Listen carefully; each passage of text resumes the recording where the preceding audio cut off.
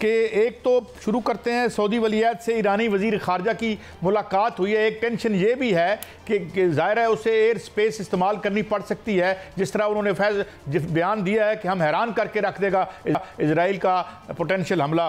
तो इसकी कितनी अहमियत है, और फिर हम बाद में उसकी कैपेबिलिटी और कुछ और जो खबरें आ रही हैं एक अफवाह की सूरत में या प्रोपेगेंडे की सूरत में, उस पर बात करेंगे। मगर पहले इस मुलाकात की कितनी सिग्निफिकेंस है in the backdrop of this tension which is going on in middle east.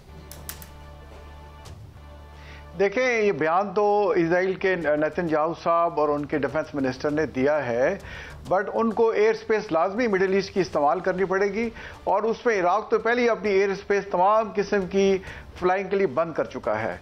अब बयानात और होते हैं, रियलिटी और है। एक हफ्ता गुजर चुका है कि ईरान ने उन पर मिसाइल हमला किया था। अब इजराइल जो है इसमें खैर उसके लिए बड़ा बहुत चैलेंज है कि कैसे रिस्पॉन्ड करे।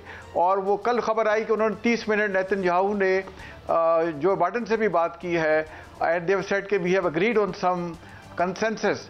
तो मेरे ख्याल में कंसेंसस ये हुआ होगा कि अमेरिका को पता है कि ईरान बहुत करीब है न्यूक्लियर बनने के करीब। तो मेरा ख्याल है कि वो किसी न्यूक्लियर इंस्टॉलेशन पे हमला नहीं करेंगे, और अगर हमला उन्होंने किया तो एक फेस सेविंग ही होगा। चल साहब, आपने कहा है कि ईरान बहुत नजदीक है। कुछ दिन पहले कुछ अफवाह भी थी कि ईरान ने कुछ धमाके कर दिए हैं ज़ेर ज़मीन, और उसमें एक जल्जला भी पैदा हुआ है। तो क्या वो अफवाह थी या कुछ ईरान के पास ऐसा कैपेबिलिटी है? देखिए, ईरान का जो न्यूक्लियर जो प्रोग्राम है वो बड़े अरसे से कर रहे थे, और उन्होंने बड़ी इसमें एडवांसमेंट की है अपनी इंडिजिनस। और ये सारा प्रोग्राम जो है वो ज़ेर ज़मीन कई किलोमीटर नीचे उन्होंने इसके अपने जो कैपेबिलिटी के जो है चीज़ें वहाँ रखा हुआ है, उनको बनाया हुआ है। एक ज़रूर इंटरनेशनल मीडिया में आया है कि 4.5 या 4.6 रेक्टर स्केल पे एक उसका उन्होंने उसको नोट किया है सिस्टमैटिक एक्टिविटी, और उसका एपिसेंटर भी ये रिपोर्ट हुआ कि वो ईरान के जो मेन न्यूक्लियर इंस्टॉलेशन है जो उसके नज़दीक तरीन कहीं बनता है। तो ये एक मतलब किसी it could be anybody's guess, but मेरा अपना ये ख्याल है कि जो इजराइल ने इतना टाइम लिया है तो वो इसलिए ले रहा है कि वो किस कैलकुलेशन में है कि किस तरीके से रिस्पॉन्ड करें। मेरा अपने पर्सनल ज़ाती है कि ईरान जो है वो एक न्यूक्लियर ताकत बनने के बहुत करीब है। अच्छा, यानी अगर करीब ये कहें तो आप सामने ये कह सकते हैं जनरल साहब के एनी मोमेंट वो उसको अनाउंस कर सकता है या एक्सप्लोड। अगर तो एक तरफ हम ये कह रहे हैं कि वो हुआ भी है, सीज़मिक एक्टिविटी आपने कहा कि नोटिस भी की गई है। दूसरा सवाल मेरा जनरल साहब ये है कि खबर और आई थी कि जिस तरह अभी आपने कहा कि 10 मील अंदर नीचे कि इवन अमेरिका के पास भी वो कैपेबिलिटी नहीं है to penetrate those bunkers underground, वहाँ तक वो उसको नुकसान पहुँचा सके। किस हद तक ये इतला दुरुस्त है? देखिए, इसमें जो है अमेरिका जो है इस वक्त सोल सुपर पावर है, और इजराइल साइंस एंड टेक्नोलॉजी में बहुत एडवांसमेंट वो कर चुका है। अब जब हसन नसरुल्लाह साहब पे इन्होंने अटैक किया था तो उसमें 1,60,000 जो है उसमें पाउंड के बम्स वहाँ गिराए गए थे इन टोटल। तो इनके पास जो है वो डेजी कटर्स बॉम्ब जो अफगानिस्तान में गिराते थे, इस किस्म के बॉम्ब तो हैं जो बहुत दूर तक जा सकते हैं। बट अगर देखें, अगर ईरान न्यूक्लियर ताकत बनने के करीब है, अगर इस किस्म की वो जुर्रत करते हैं तो किसी भी मुल्क ने अपने न्यूक्लियर हथियार एक जगह नहीं रखे होते, जिसको हम कहते हैं ना कि सेकंड स्ट्राइक कैपेबिलिटी या क्रेडिबिलिटी। तो अगर आप उस पर हमला कर सकते हैं और उनका अगर एक हथियार भी आपके ऊपर पहुंच गया तो वो इस किस्म की उनकी जीत हो जाती है, और वो बहुत सख्त आपको डैमेज आप पे इन्फ्लिक्ट कर सकते हैं। यानी आप ये तो बहुत बड़ी खबर आप ये कह रहे हैं कि अगर ईरान पर हमला करता है, अगर जनरल साहब अगर इजराइल ईरान पर हमला करता है तो वहाँ खित्ते में अमेरिका की भी मौजूदगी है वहाँ पर।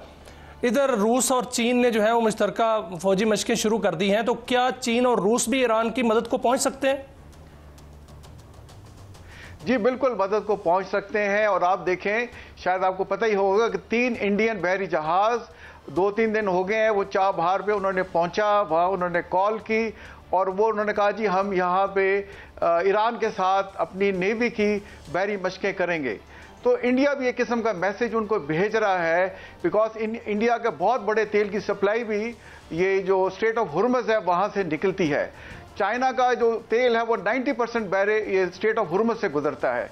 तो चाइना और इंडिया की बहुत बड़ी स्टेक्स हैं और इंडिया ने इसमें इनिशिएटिव लेते हुए अपने 3 जैसे मैंने कहा बहरी जहाज भेजे हैं जो इस वक्त ईरान की पोर्ट्स में मौजूद हैं और वो कह रहे हैं कि हम यहाँ कुछ अरसे तक अपनी ट्रेनिंग करेंगे। तो इंडिया भी इनडायरेक्टली एक इजराइल को मैसेज भेज रहा है कि हमारे साथ आपकी डिफेंस कोलैबोरेशन भी है, बट आजकल के हालात में इकोनॉमिक जो है, इकोनॉमिक्स वो बहुत बड़ा रोल प्ले करती है।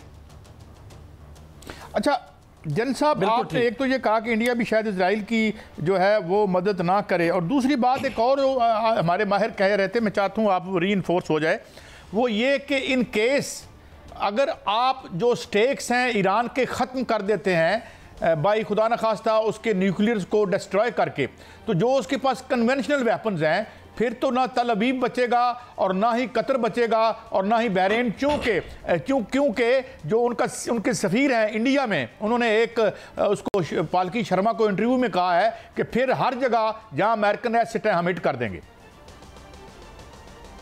देखें वो फिर ये बहुत बड़ा खतरा मोल लेंगे। अब देखें, आप अगर ज़रा सोचें कूलली, तो गजा की स्ट्रिप का मैं साइज़ देख रहा था, वो 6 किलोमीटर बाय 41 किलोमीटर है।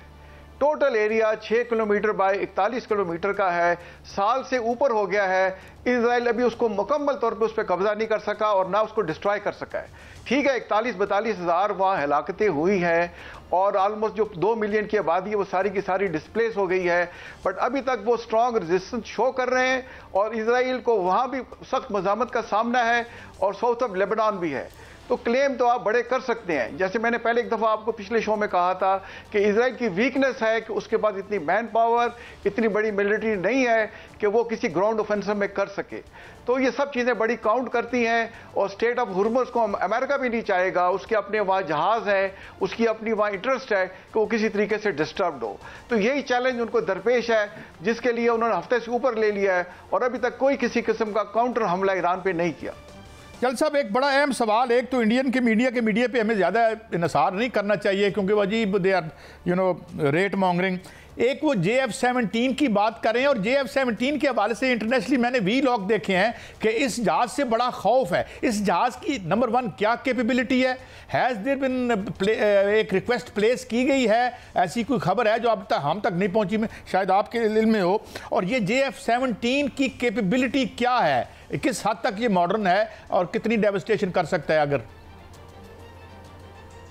देखिए, JF-17 पाकिस्तान का फख्र है और आपने 23 मार्च की परेड में इसकी कैपेबिलिटी F-16 के साथ देखी होगी। किसी भी तरह से ये F-16 से कम त्यारा नहीं है और इसकी लागत क्योंकि हमने खुद बनाया है वो F-16 से भी आधी से भी कम आती है। तो जहाँ तक पाकिस्तान का मामला है, ये हमारा फ़ख्र है और किसी किस्म की बैरूनी जारियत को ये मुंह शिकन और जिंदान शिकन जवाब देने के लिए हमारे पास है। तो उसने अपनी क्रेडिबिलिटी देखिए प्रूव की। पुलवामा में उन्होंने हमें SU-30 के साथ अटैक किया